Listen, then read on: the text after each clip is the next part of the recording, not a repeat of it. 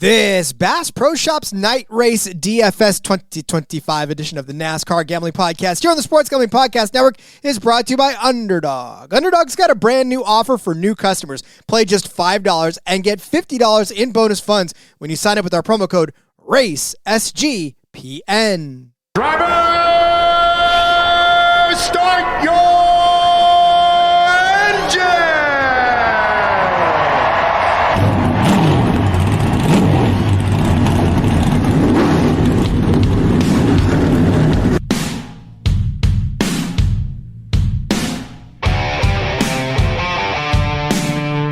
Strap in and pull those belts up tight as the Sports Gambling Podcast Network presents the NASCAR Gambling Podcast. I'm just gonna put my foot on the floor and I'm not lifting until I see God or a checkered flag.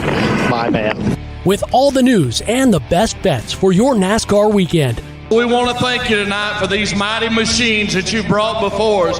Thank you for the Dodges and the Toyotas. Thank you for the Fords. Lord, I want to thank you for my smoking hot wife tonight, Lisa. In Jesus' name, boogity, boogity, boogity. Now, here are your hosts, Rod Villagomez and Cody Zeeb. Welcome into another episode of the NASCAR Gambling Podcast here on the Sports Gambling Podcast Network. He's Cody Zeeb.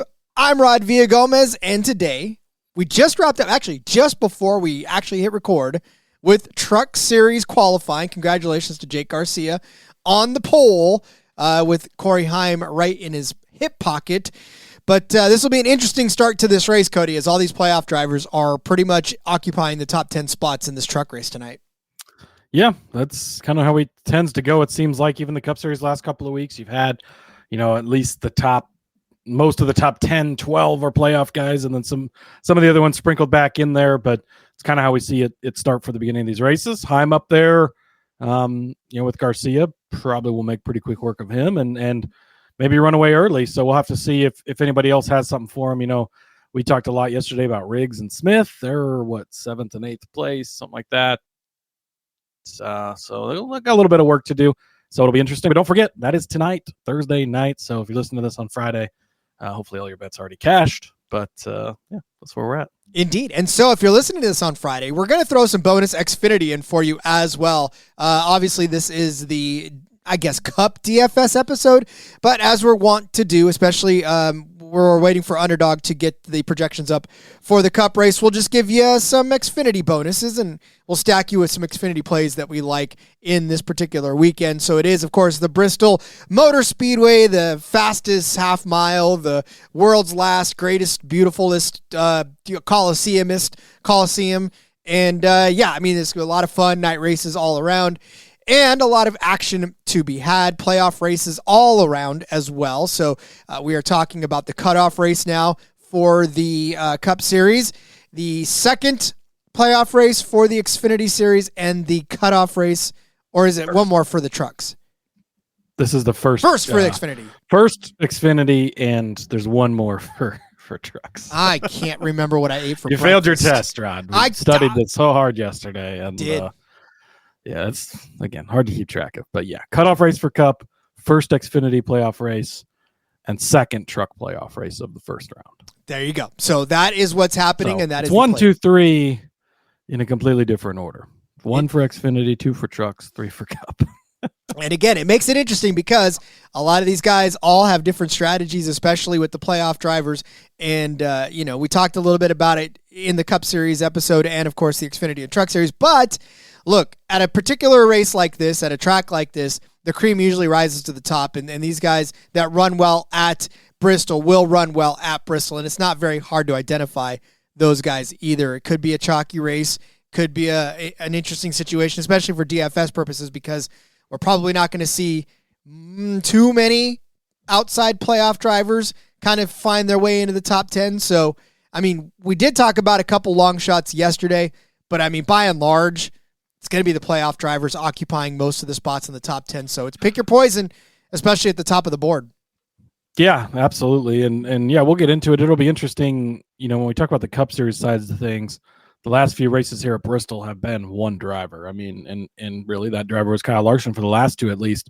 But, you get out front, you have the track position, and you just don't look back. I think he led I think he led over 400 laps and maybe even both of them. So we'll have to go back and look, but they're bringing what they hope is a better tire this week. We'll see how that actually goes. If that works that way or not, but it'll be interesting to break down. They're bringing bicycle tires to that one as well. But all right, let me before we start talking more racing, let me tell you about our merch store. We got 25% off of everything in the merch store because football's back, baby. In fact, I know the trucks are on the track tonight, but there is a Thursday night football game as well. Double screen it, kids. This is why you buy 2 screens for nights like this. Plus, you can be sporting one of your favorite SGP or, of course, Racing Gambling Podcast merch while you're watching. Take 25% off of that with promo code FOOTBALL. Make sure to check it out right now.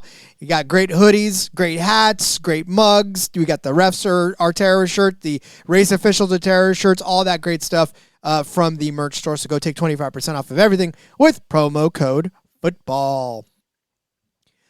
All right, Cody. Well, like we said, it will be a full action weekend as all 3 series are on the track this week. And I figure we should probably start with some Xfinity bonus plays for everybody, some Xfinity DFS picks, because why the hell not? It's our show. We can do it if we want to. So let's break it down. It is the Food City 300 set for 300 laps around this 0.533 mile paved track, 159.90 miles around the Bristol Motor Speedway.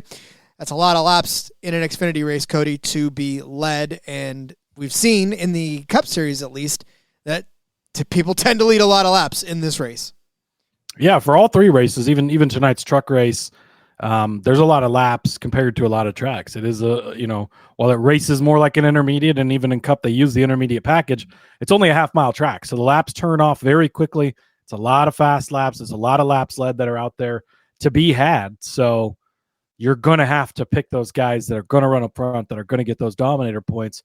Because if you don't have a guy and he does lead 450 laps, it's going to be a rough day for you in DFS.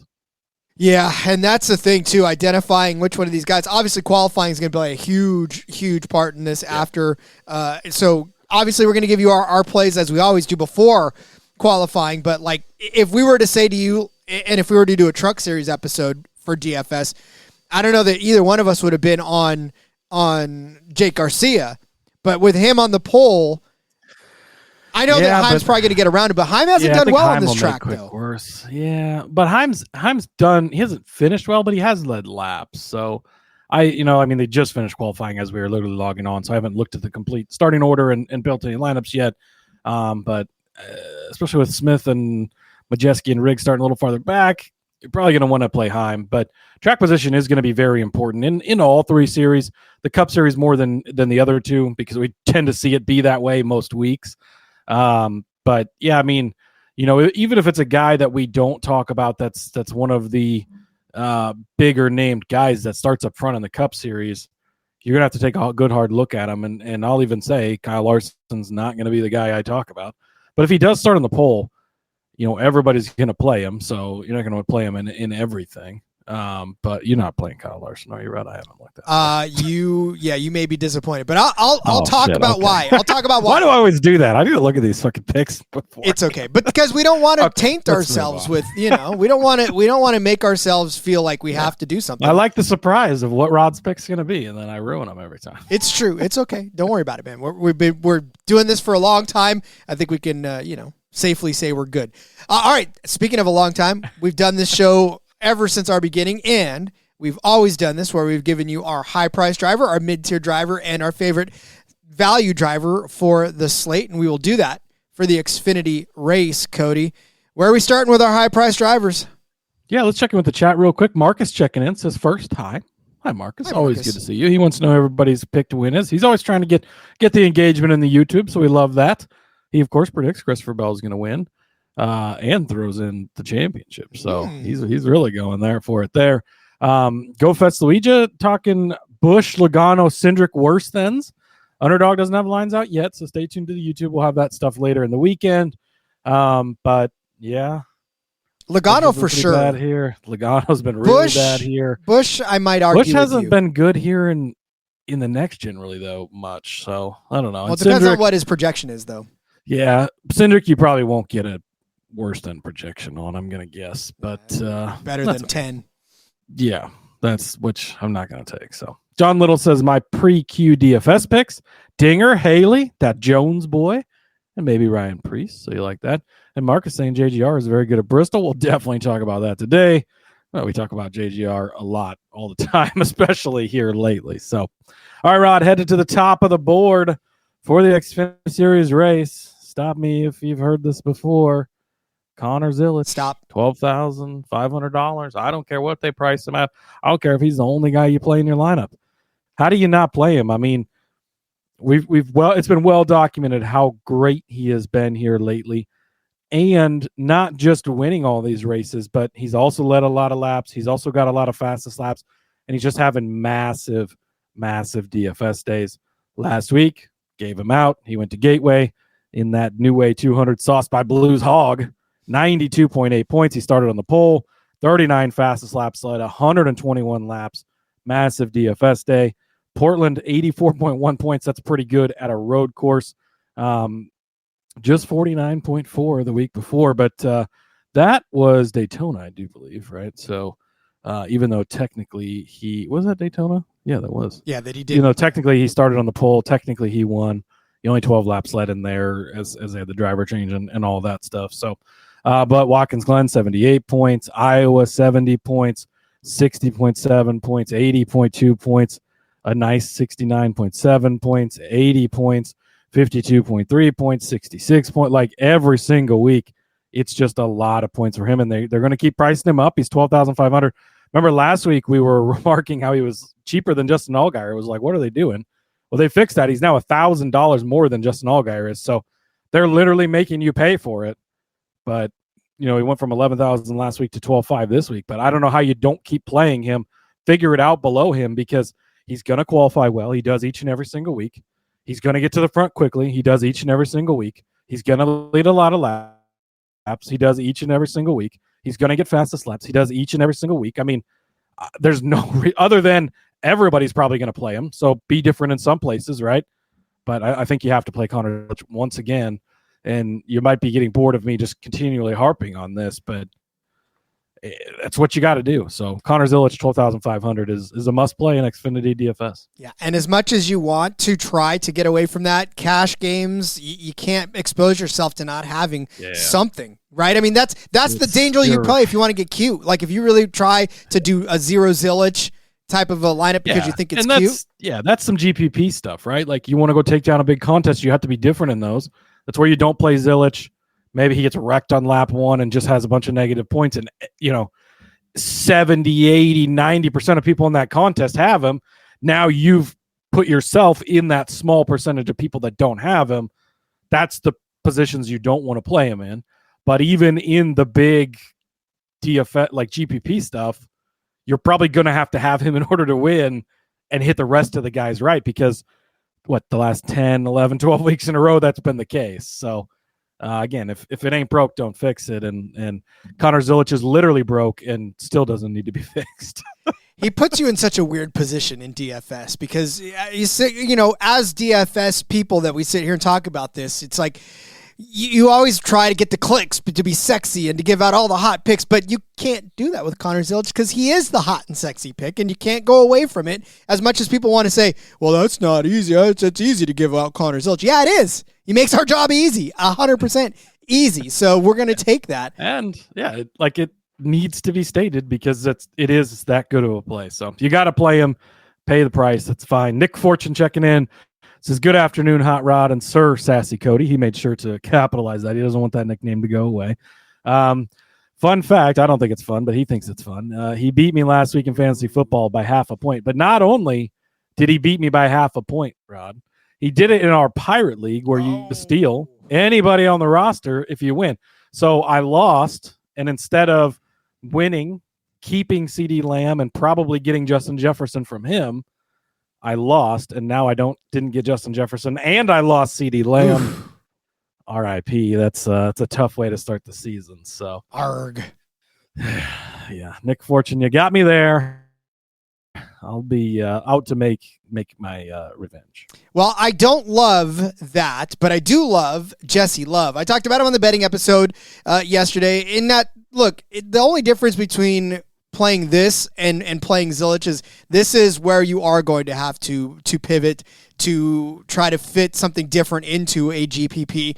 Because if he does wreck, if Zilich does wreck and 95% of the field loses out, and you have Jesse Love as your high-priced driver, because Jesse Love is $10,000, you would have to get super creative to fit both Zilich and Love in your lineup and to continue on down the road. You would have to literally get everybody that's $5,000 and then some. You could probably try. There's a couple of people down there that I would suggest, but this is one of those ones where if you truly want a very pivotal or pivot on a Zilich play, this is it. Jesse Love has finished inside of the top 10. In fact, he's finished inside of the top 5 and one spot outside of the top 5 in both of his career starts in the Xfinity Series on this track. 4th place in 2024. Pardon me. And then 6th place in 2025. In both cases, though, he actually gained some positions, too. In 2024, started 10th, finished 4th. 2025, started 13th, and finished 6th. So far this season, he has averaged 38.1 fantasy points per race. Has Jesse Love, got you 54 or 56 last week, 34 the week before, 50, 30, 58, 32, 46, minus 31, unfortunately, in the pit boss Food Max 250, but 42, 43, 53, some very, very solid days for young Jesse Love in that number 2 machine. And, you know, the thing about it is that for Jesse Love, he's just so good, but he's in a field of drivers that are so much better right now. And that's the problem, is that I feel like if there was no Connor Zilich, maybe if Justin Allgaier was retired, and, you know, he would be one of those guys that is jockeying for the win each and every week like he did at Daytona, right? He won his race in Daytona. He's had a couple of second-place finishes, one at Pocono, one at Iowa, a 7th at Texas. Go back all the way to Darlington. That was an 11th-place finish there. But, you know, some really good runs out of Jesse Love. 5th place last week at Gateway, and he started 18th in that race as well. 5th at Dover. So for Jesse Love, I mean, we know he's good, and we know that car is fast. And if you're going to take a step down from Connor Zilich in a couple of your GPPs, which I highly suggest you shouldn't leave yourself vulnerable to him having a bad day. But, yeah, I mean, this is your multi-entry GPP play for Jesse Love at $10,000. You can be in the top 5 and maybe even start outside of the top 10 and work his way up and gain you a few spots in the process. Yeah, ideally he doesn't start well, and you could actually play both of them. You know, I think I haven't completely filled it out as we go here, but I think the 6 drivers we're giving out, you'd be able to squeeze them all in there because you're saving some money in some of the other segments. So you could get it in if he starts worse and works his way forward. Otherwise, if he does start well, you maybe play him without the Zilich angle and hope he does well. And he's done well at this track before. And I don't think he's probably going to be a super popular play because he's not been real sexy lately, right? Like he's been around, but like you said, it's been some other guys that have been better than him. So I do like him to be just kind of set yourself apart and be different. Yeah, and it's a good DFS play. I like his top 5 bet for sure too. Talked about that. Well, maybe his to win bet, but even still, like I like all of that, and I think he's a good DFS play, especially this week. So, all right, we'll be back with more of our favorite DFS plays for this race. But first, let me tell you about our friends over at MyBookie. We're brought to you by MyBookie.ag. MyBookie is your place to bet on football and everything else. If you've listened to this show before, you know I have put that to the test. Their prop builder is second to none. Their motto is bet on anything, anywhere, anytime. We have, how about Kabaddi? How about Highlight? All kinds of great stuff over there. Easy deposit and lightning fast payout using cryptocurrency. I know that I say all the time that I give you some fun sports to watch, but you know which one you're going to watch, especially this weekend. It is the NFL. We're moving lines out here, folks. Baltimore taking on Cleveland. Earlier in the week, I gave it out to you as minus 11. Well, now it's minus 12. And you know what? I'll still take the Ravens minus 12. They're pissed off. I can't believe that they lost. They can't believe that they lost this last weekend to the Bills. They are going to just throttle the Browns. I think 12 might be even generous. So minus 12, Baltimore Ravens, minus 110 is the line over on MyBookie. Head to mybookie.ag. Promo code SGPN for a 100% bet back bonus up to $500 for new customers. That's mybookie.ag. Promo code SGPN. NFL is back, baby. That's right. Last season, Rhythm was 76-66 against the spread and 22-19 on over-unders. Plus, they really shined on player props. Talk about the Bills. How about Josh Allen? 15-8 on Josh Allen passing props last year, 23% ROI. Rhythm also has MLB, WNBA, golf, and college football. Plus, they've introduced a leaderboard with weekly cash prizes just for tracking your bets in the app. Track 5 bets of the same type from any model you build, and you could win $1,000. Get your 7-day free trial today by going to sportsgamblingpodcast.com/rhythm. Yes, indeed. I know that it's -12, but would you take like Baltimore at -20 at this point? Because it's going to be a bloodbath. Oof. See, I haven't that game I haven't dug into just yet, so I'm not ready to make my official prediction.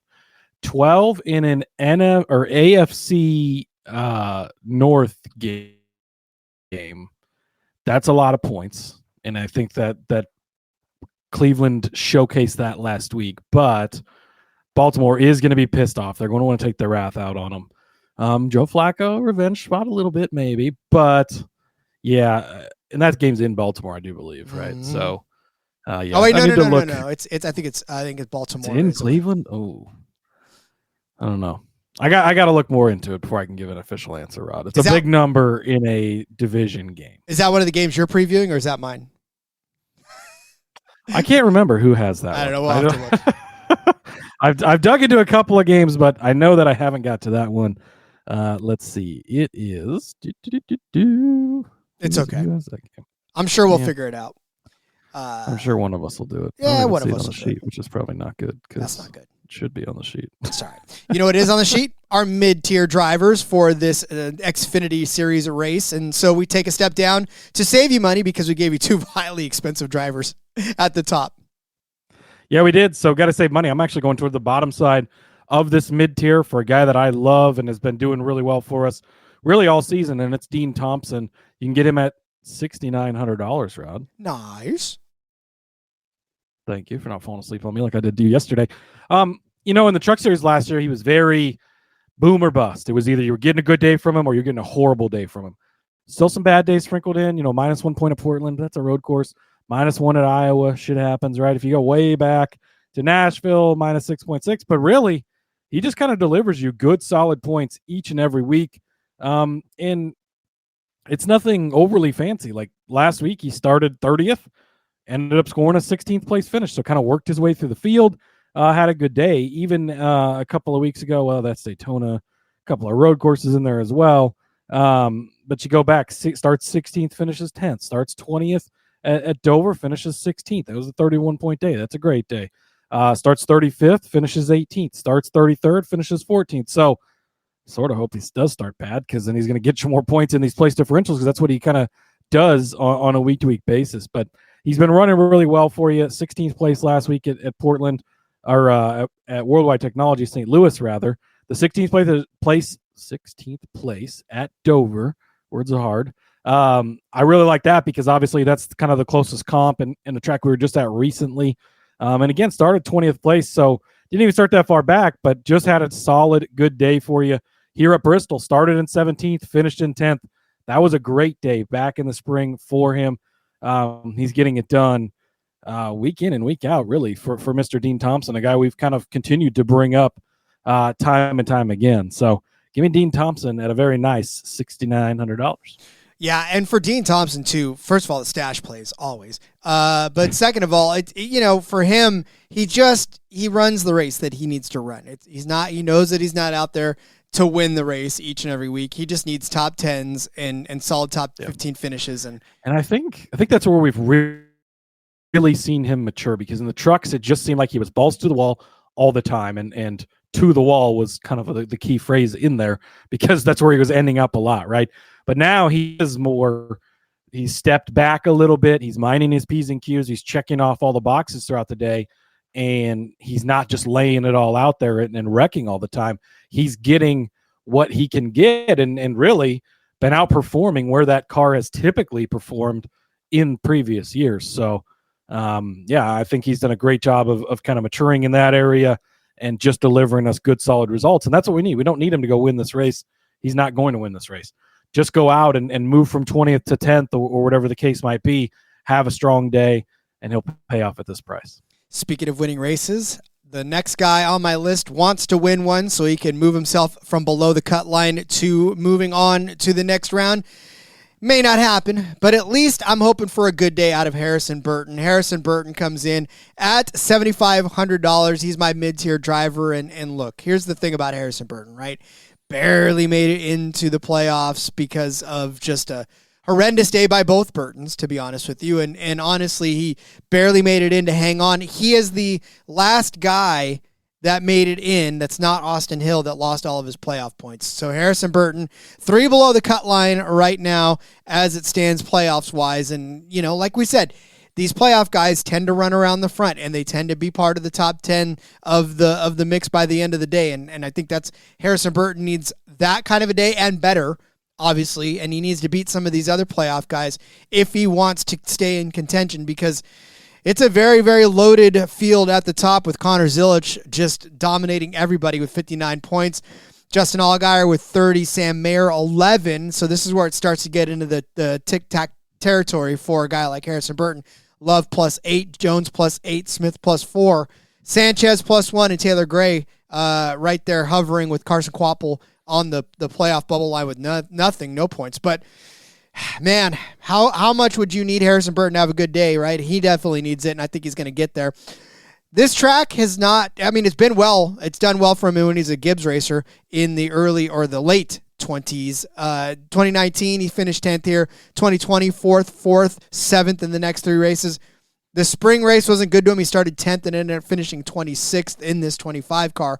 But we've also talked about Harrison Burton as that fringe top 10 guy pretty much every single week. He's got 9 top 10s on the season.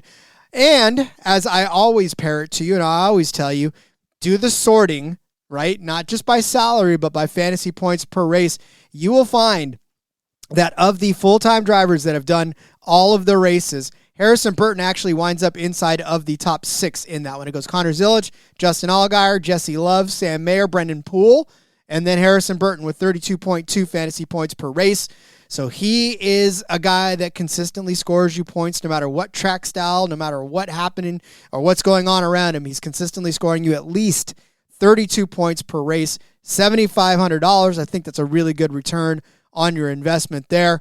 Last week, bad week. Started 6th, finished 22nd. Only got you 4 points, but the week before that, 37, 19th, 41, 54, 27, 30, 19, 32.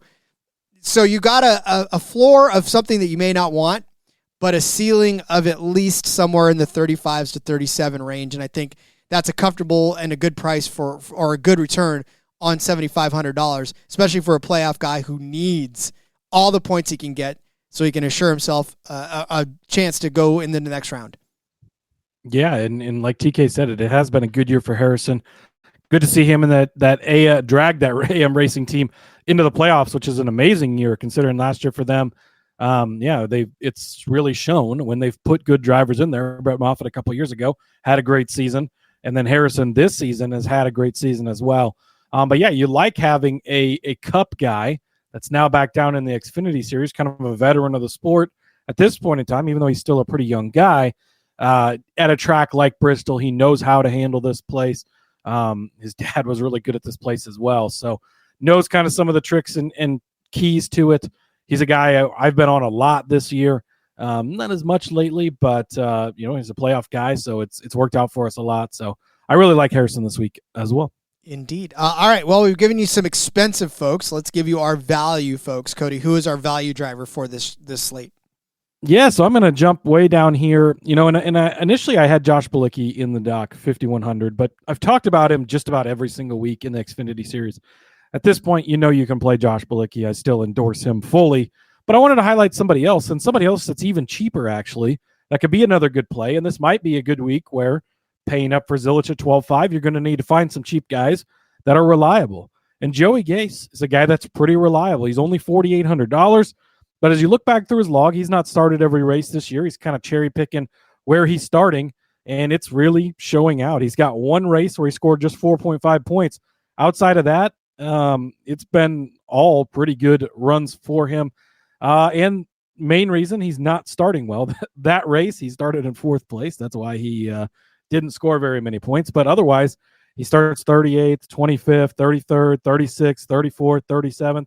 But he's just moving forward a little bit, much like Dean Thompson in a lower capacity, right? Just checking the boxes he needs to check. And he's getting results of 26th, 21st, 27th, 27th, 18th, 25th, 24th, 21st, getting the results that he needs. So yeah, at a price like this, he's a guy that I really love. Worldwide Technology, he raced last week, started dead last, 38th place. Love it. That's what I want out of a guy like this, right? Worked his way forward, got that 26th place finish. Nice, solid day. 27th at Indy, 27th at Iowa, 25th at Texas, 29th even at Miami is not a bad day. Phoenix, a 28th place. Super Speedway he's actually been really good with some much better finishes, but he's performing and not losing spots. Not that there's really any spots to lose, but he's not even staying in the back. He's consistently moving forward just enough to kind of be paying off for where he's at, averaging 26.4 points per race.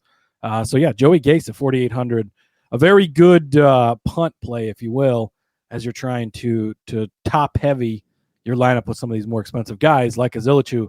You really do have to pay up for this week.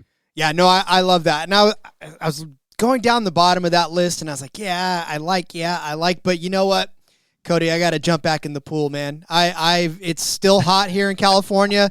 I got to jump back into the pool because this guy, I told you to play him last week. All he did was get you 42 fantasy points on $6,000 salary. So guess what? DraftKings has not changed the price. He's still $6,000. Brennan Poole in that 44 machine. Look at, he's had 4 straight top 15 finishes, right? 12th place at the Glen, 9th place the following week, 13th the next week after that, 14th last week.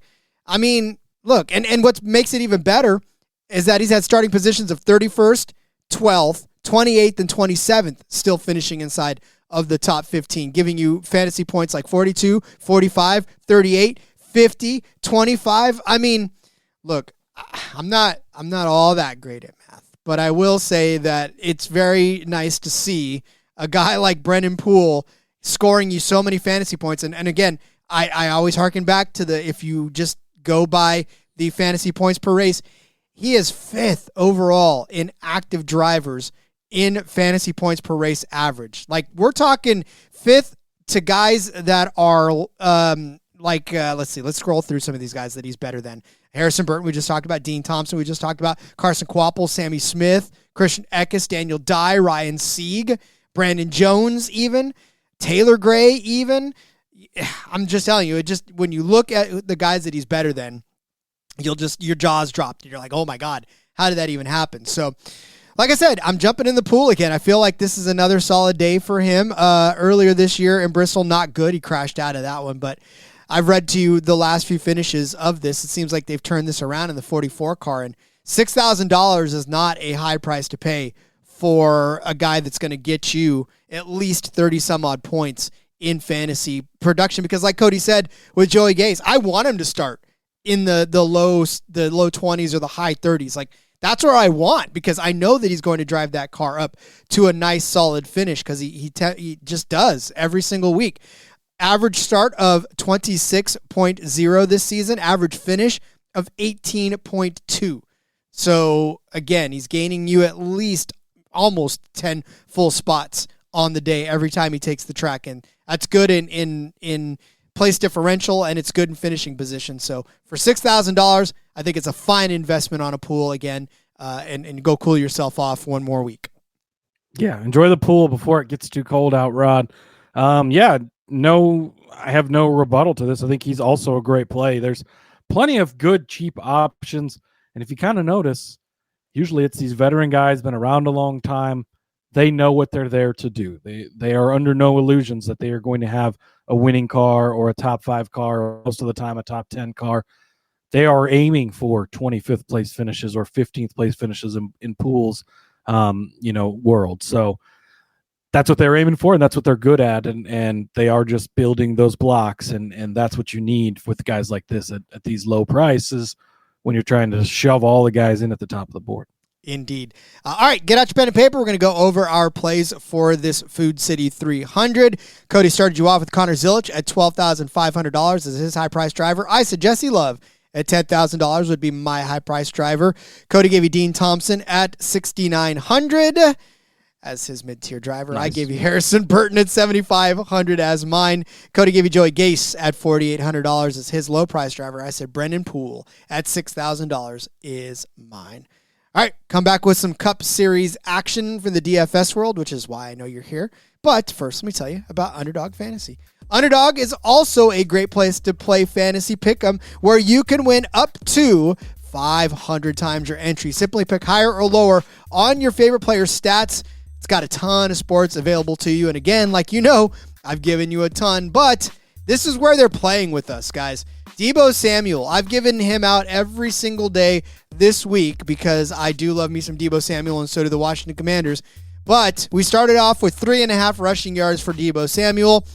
Then yesterday we went to 6.5 rushing yards. Now we're down to 4.5 again rushing yards for Deebo Samuel on the game. Look, Deebo rushed one time for 19 yards last week. I think he's going to get higher than 4.5 rushing yards this week against the Packers. That's tonight if you are listening right now on a Thursday. So make sure you go lock that in if you're listening live. If not, well, this is your reminder. You got to listen live because we give you plays like this, especially for Underdog. Plus, Underdog's got a brand new offer for customers. Play just $5. Get $50 in bonus funds when you sign up with our promo code RACE, SGPN.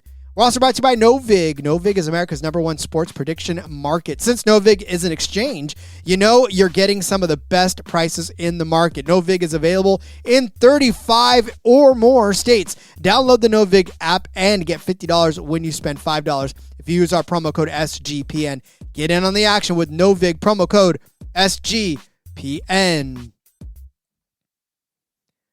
Let us turn our attention to the Cup race. It is the Bass Pro Shops night race at the Bristol Motor Speedway, set for 500 amazing laps around this 0.533 mile paved track for 266.500 miles.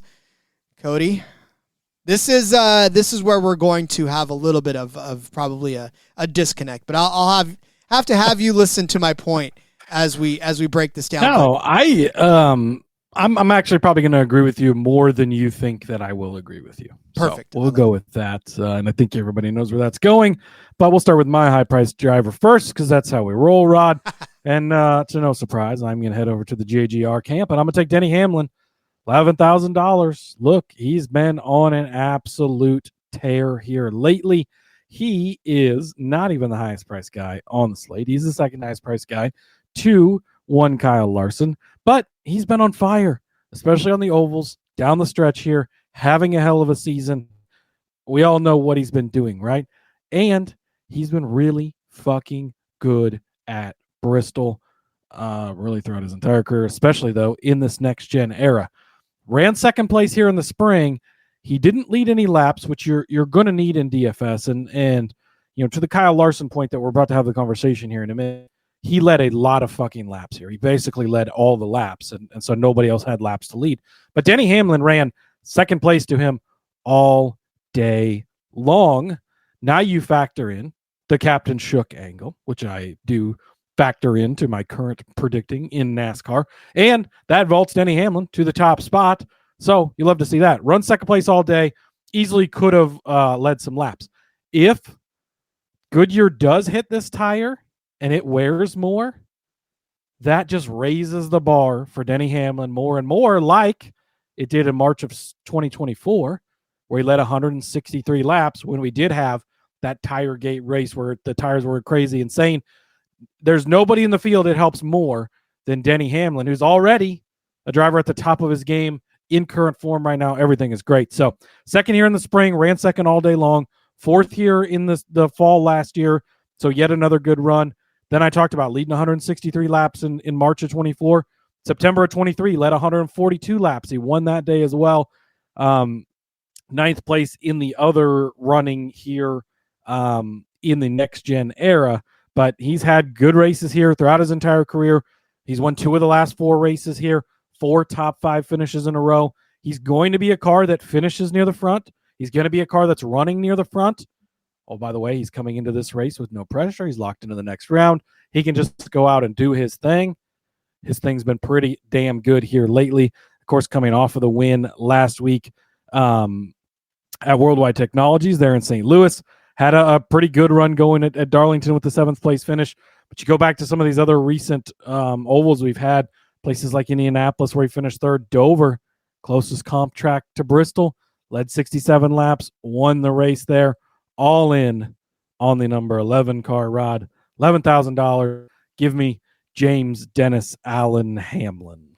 I wholeheartedly agree with you on that one because I think I did have him as an outright winner anyway. So, I mean, you're going to have some exposure to Hamlin because he is capable of going out and having the best DFS day out there. So can't argue with you on that one. But here's the thing, and this is the elefante in the room, right, is you've got a guy like Kyle Larson. He is the most expensive driver on there. He's $11,500. He's Captain Shook. He has not done well lately. He's limping into this playoffs just as a driver that you would not expect to limp in as badly as he is. Captain Shook once again on our screen for those of you watching on YouTube. But as much as we stayed away from him in the betting episode, I feel like you would be remiss if you did not at least have 1 or 2 lineups with Kyle Larson in it because there's something about this track that just lights Kyle Larson up. Cody, you talked about it last week, or last season rather. He won this race earlier in the spring, led 411 laps. The fall race of last year, 462 laps. What does that mean in terms of fantasy points? In the spring, 188 fantasy points for Kyle Larson. 188. He started 3rd, finished 1st, 85 fastest laps, 411 laps led. The next highest point score was Ross Chastain with 78, and that's only because he started 35th and finished in 7th. Ryan Blaney followed him with 70.8 points, starting 5th and finishing 5th. Okay, so 188. Daunting number, right? Well, let's go to the 2024 fall race, where he scored 197.95 fantasy points. Started 2nd, finished 1st, 81 fastest laps led, 462 laps. Chase Elliott was the next highest guy with 66.65 points.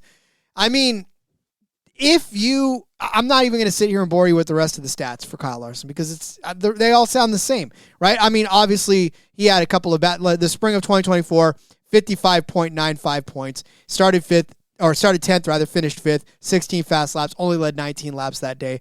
Kyle Larson had 109 points in the 2023 Bristol race. Remember, there was only one that year because of the dirt race, but 109 points, the 3rd highest point total on the day.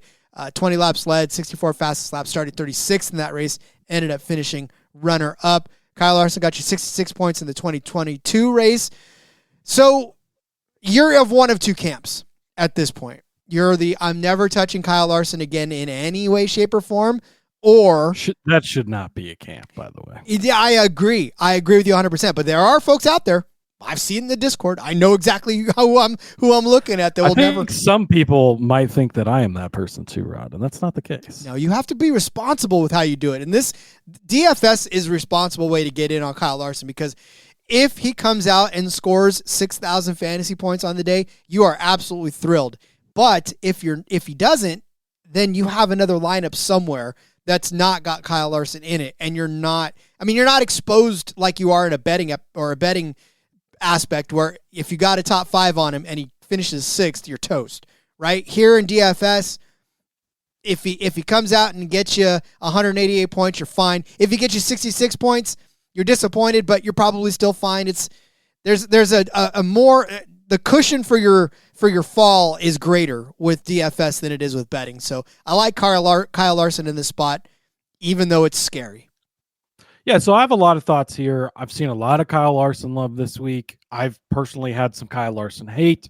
So This is great. Thank you for setting this up for me because I have a lot of thoughts, more thoughts on your pick now than I'm going to have on most of your picks. A couple of things. I do think that Kyle Larson is the greatest race car driver in the world right now. That is active race car driver. He's not the greatest of all time at this point in time, but he is the current greatest. He gets into all these things. He does well, all that stuff. Now, he currently is shook. He has been shook. Preston, cue the meme up, right? Since he threw the middle finger or the hands up, whatever he was doing when Scotty Mack wrecked out on the parade lap at the Indy 500. That was his bite out of the poison apple, and things have not been the same for him, and that's what we've seen. So a couple of things. Obviously, DFS is much different than betting, like you said. And I said this in Discord earlier. Kyle Larson could go out. He could lead every single lap of this race. Second place could finish 11 laps down, and I would not be sad that I do not have a Kyle Larson ticket this week because I think the price is ridiculous for a guy who's been the best Chevrolet in the field once in the last 8 races. That's it. That's crazy to me. On the DFS side of things, there's a couple of different ways to look at this. He's going to be highly popular. Everybody and their fucking brother is on him already. Everybody's looking at him. He led 450 laps. He led 450 laps, which I get, right? You can't miss out on that or you're going to miss out. What I would say is if he starts in the top 5, he's a must play in DFS. I think you have to play him. If he starts outside the top 5, like he did here in March of 2024, he started in 10th, finished in 5th, led 19 laps. You don't need him. Like he started in 36th back in 2023 in the September race, led 20 laps. Now he did finish second. I guess if he starts 36th, maybe you consider playing him. But a lot of times when he starts bad, he doesn't finish well either. He started 5th here in September of 2022, led 34 laps, and he finished 5th. That's not the greatest of days. And that kind of tracks throughout him just in a general sense. A lot of times when he doesn't start well, he doesn't do well. We saw him do well last week at Gateway, right? He looked good. He looked fast at 52 laps because he started up front. He started in second, but he ended up finishing 12th. Captain Shook got to him, right? He led 52 laps last week. He led 19 laps at the Brickyard 400. You got to go all the way back to Kansas in May, previous to his double attempt, by the way, when he led 221 laps the last time. That's the most times he's led more than 50 laps other than last week. There's a lot of zeros on here. In a lot of tracks where he should be really good, comp tracks like Dover, he started 25th, finished 4th. You'll take that for DFS because it's a lot of place differential, but he didn't lead a single lap that day. So my advice is if he starts top 5, we're probably going to see a pretty good day from him. I think you're going to have to find a way to get him in there and play him. If he doesn't start top 5, have him in some lineups because he's been amazing here, and I'm not discounting that. But he's been pretty shook lately at tracks where he shouldn't be shook, tracks where he should be good. He's not gotten good finishes. And even a place like Iowa, where he started in 3rd place, he led no laps and finished 28th. He wasn't good that day. Not playing him is going to set you apart. Not playing him also exposes you to the possibility he could lead 450 laps and you don't have him. So I think there's a strong case for both sides here. And if he does start in the top 5, there's a good chance, again, it'll depend how the lineup shakes out and where people are at and how you work it with your budget. But if he starts in the top 5, I'm going to be much more inclined to play him than if he starts anywhere else in the field. If he's worse than 25th, you're probably going to have to look harder at him because place differential. But if he's kind of in the mid pack there, I'm not going to touch him. I'm going to leave him alone. If he beats me, he beats me. I'm fine with that. So obviously, very great at this track. Great track history here, especially in the next gen era. And he's a great driver. I'm not taking that away from him. But we talk about it often. When people are off, they're off. And you got to follow these trends. That's why we fade guys. That's why we get away from guys for periods of time. I'm doing it right now with Ty Gibbs. I haven't touched him in a long time because there's been nothing to touch there, Rod. And there's a reason for that. And it's the same with Kyle in a different capacity. He's run better than Gibbs, obviously, but he's also much more respected in the books and in the DFS prices. So hopefully that kind of just explains to you the thinking on where I'm at least on both sides of Kyle Larson, because it can be there. He could go out and lead 450 laps and win this race, and I'm not going to be surprised in any way, shape, or form because we know he can do it. He's done it the last 2 times we've been here. But there's that other side of things that we've seen for the last 3-4 months. So Yeah, just to put one bow on this, Kyle Larson still, through all of the shookedness, third overall in fantasy points per race, 41.7 behind Elliott and Hamlin, above William Byron. And then even in that day where he got you 66 points, he was still the fifth highest point scorer on the day with 66. And then the day where he started 36 and finished second, ended up with 109. That was the third best output of the day. So I know. It's polarizing. I do think his average is heavily swayed by massive days. You look back at Bristol in the spring, you look back at Kansas in the spring. He's had some really big fucking days that do mess with the average a little bit. But we know how he is. Like, and even when he's dead on, he's always a big there's a big risk side because he steps on it more than any other driver because, well, he's got the biggest one to step on when it comes to racing because he's really fucking good. So that's how it works. Indeed. All right. We've spent a whole lot of time on Kyle Larson. Let's get to our next drivers. We did. But I think it was warranted. So we'll breeze through the rest of these guys. AJ Allmendinger, you know to play him. You always play AJ Allmendinger. $6,600, Rod. He's AJ Allmendinger. I don't really know that I have to give you too much more than just that. But I will anyways. 18.4 average finish in the next gen era here in this car. Back in the spring, started in 8th place, finished in 9th place, ran up front basically all day. Good runs there. Couple of 23rds, a 30th, but the first next-gen start here, a 7th place run for him there with Colleague kind of bridging the, when Colleague was decent in Cup through the times they weren't so good, back to the time when they're all pretty decent again right now. So you like that, but, I would have liked to see a better day last week. But at Gateway, but 2 weeks ago at Darlington, he came through big for us. We cashed that top 5 bet, starting in 22nd and finishing in 5th place. He's a very good driver. Wrecked out at Dover. Again, comp track you'd like to have seen better. But we've seen plenty of good days from AJ Allmendinger. You're bringing him to a track that's tough. Tire wear, if that comes into it, I like that for AJ this week as well. $6,600. He is my lower side of the mid-tier guys. Yeah, I definitely like AJ Allmendinger, especially because a lot of people are starting to get on him, but I don't think enough to where it's going to mean there's a run on AJ Allmendinger. So absolutely love it. I think somebody that some folks might be staying away from, and maybe not for good reason, is Ryan Preece. Obviously, from a betting aspect, very hard to decide what to do with him because, top 10s are out of the question. It's tough for all these other people that are there. So I know that we had, thank you, sorry. The dust in this room just got up there. But yeah, so 2 of the drivers that we were talking to earlier are in ours. Yeah, Preece for sure. He is $7,000.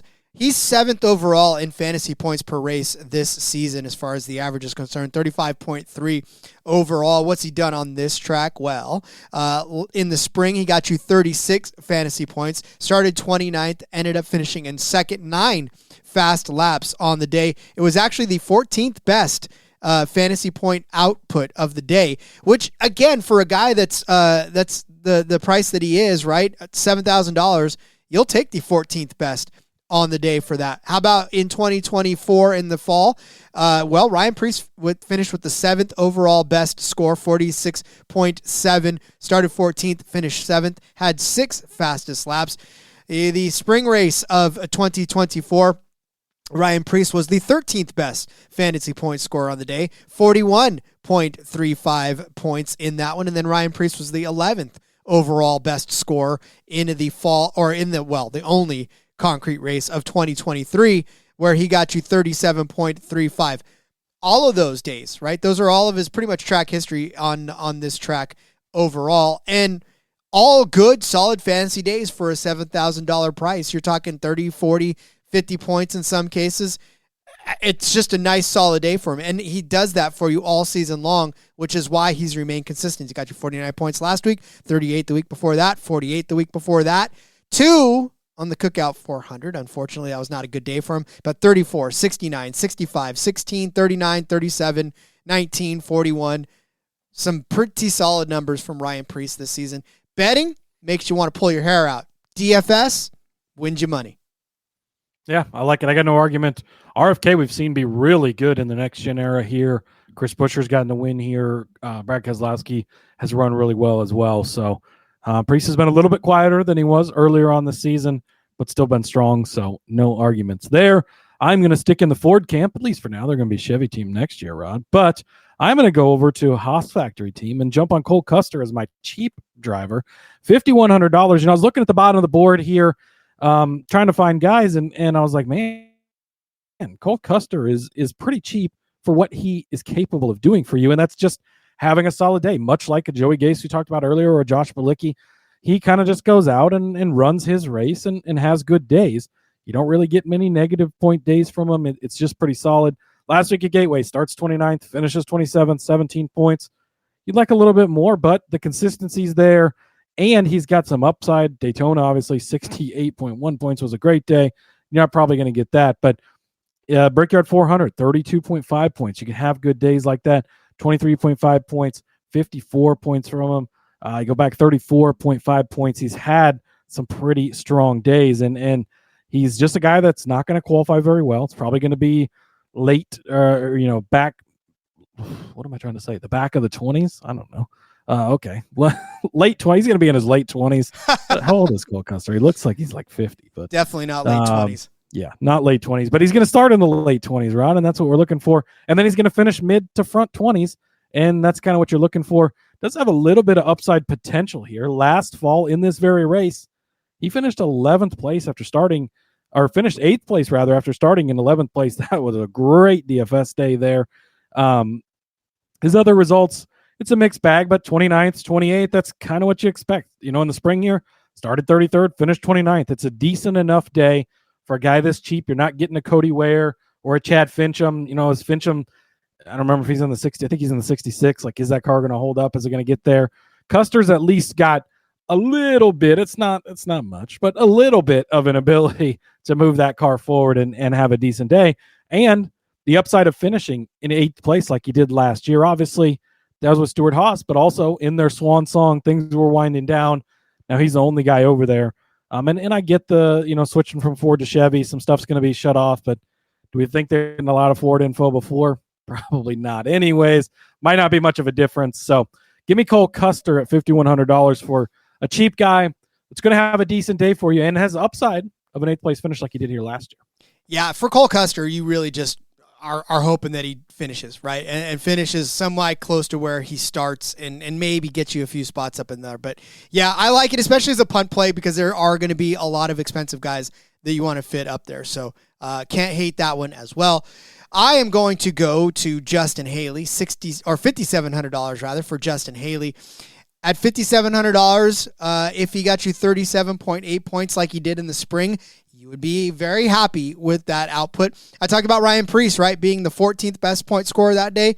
Justin Haley was the 13th best point scorer, and that was his first one in the 7 car for Spire. Started 10th, finished 13th, had 24 fastest laps in that one, did Justin Haley.